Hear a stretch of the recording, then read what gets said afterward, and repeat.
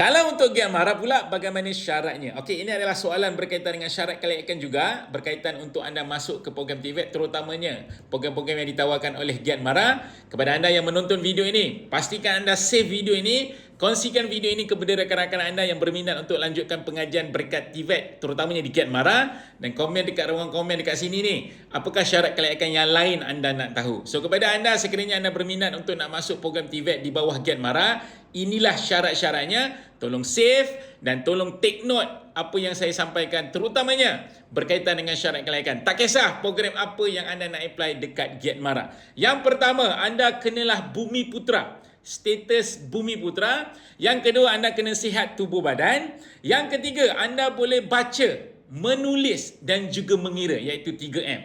Berumur dari 15 tahun ke atas dan berminat dengan bidang yang anda nak pohon tu. Contoh, anda nak mohon bidang-bidang automotif. Make sure anda minat bidang tersebut sebelum anda apply. Make sure tanya diri sendiri, anda minat bidang apa. Dan seterusnya, ada syarat-syarat special ataupun syarat-syarat yang perlu anda penuhi, terutamanya berkaitan dengan program-program pendawaian elektrik dan juga penjana jentera elektrik, di mana anda kena tamat tingkatan 5 dan berumur 18 tahun ke atas dan kena duduki peperiksaan, iaitu berkaitan dengan Suruhanjaya Tenaga. So, ini adalah salah satu syarat tambahan kepada mereka yang nak mohon program-program tertentu, dan pastikan inilah syarat yang perlu anda penuhi. Dan sebelum anda penuhi syarat-syarat tersebut, make sure anda tengok dulu bahagian syarat kelayakan sebelum anda bermohon.